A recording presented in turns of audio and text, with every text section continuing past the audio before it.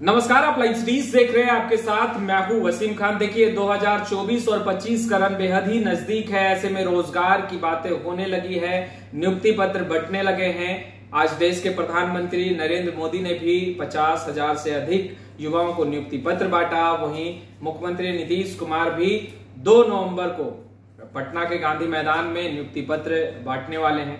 चलिए, कुछ अच्छा हो रहा है कि नियुक्ति पत्र भी बांटे जा रहे हैं।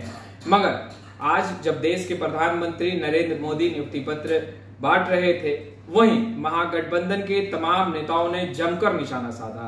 खरी खोटी भी सुनाई। क्या कुछ कर रहे हैं सीपीआई-एमएल और राजद के नेता, आप वो सुनिए। यह तो नौजवानों के साथ मजाक है, हास्यास्पद बातें हैं।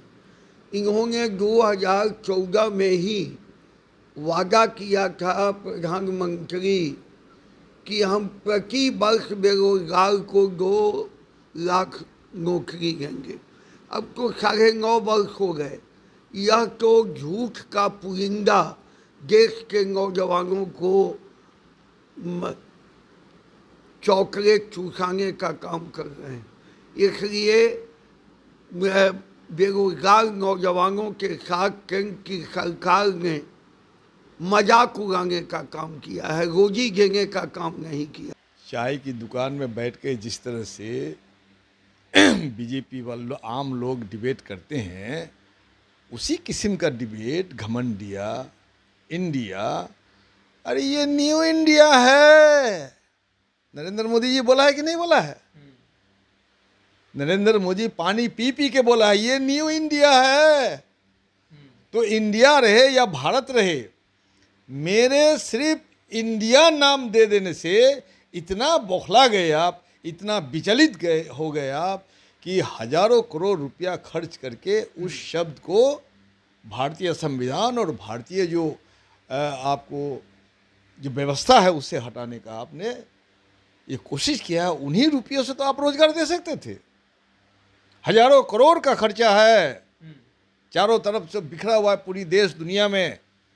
इंडिया दैट इज भारत, और इंडिया शब्द को जो हटाने चाहते हैं आप और रिप्लेस करना चाहते हैं भारत के रूप में, तो उसमें तो हजारों करोड़ का खर्च हो रहा है। और ये खर्च तो, इस खर्च से तो आप युवाओं को रोजगार दे सकते थे। तो गुमराह करने की तमाम कोशिश आपकी नाकाम हो चुकी है, आपका चेहरा बेनकाब हो चुका है। और बस 2024 में ही आप तय कीजिए कि आपको भागने का रास्ता। अब मोदी जी के पास तो कोई जवाब नहीं है।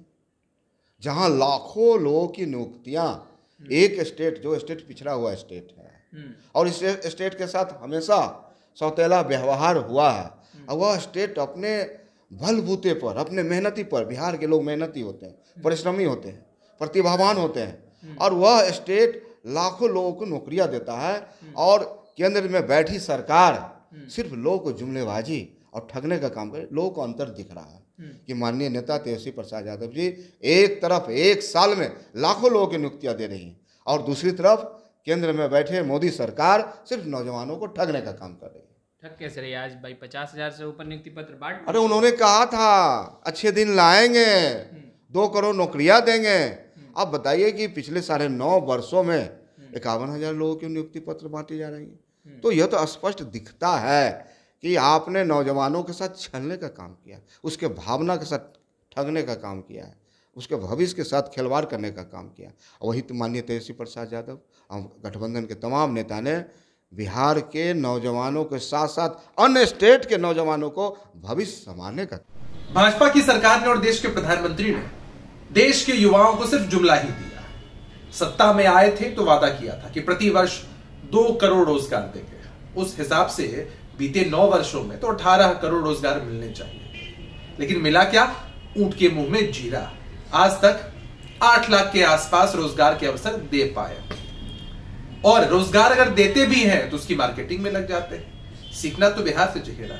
बिहार की सरकार ने अपने दृढ़ संकल्प से साबित किया, एक साथ 1,25,000 शिक्षकों की बहाली हुई, और भी कई डिपार्टमेंट्स में लगातार बहालियां हो रही।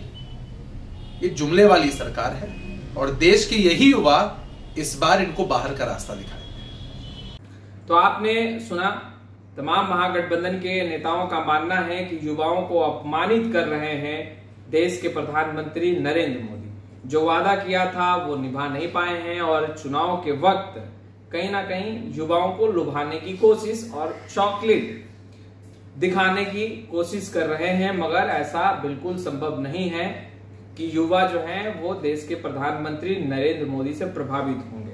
खैर, इस वीडियो में इतना ही। आपका बहुत बहुत शुक्रिया।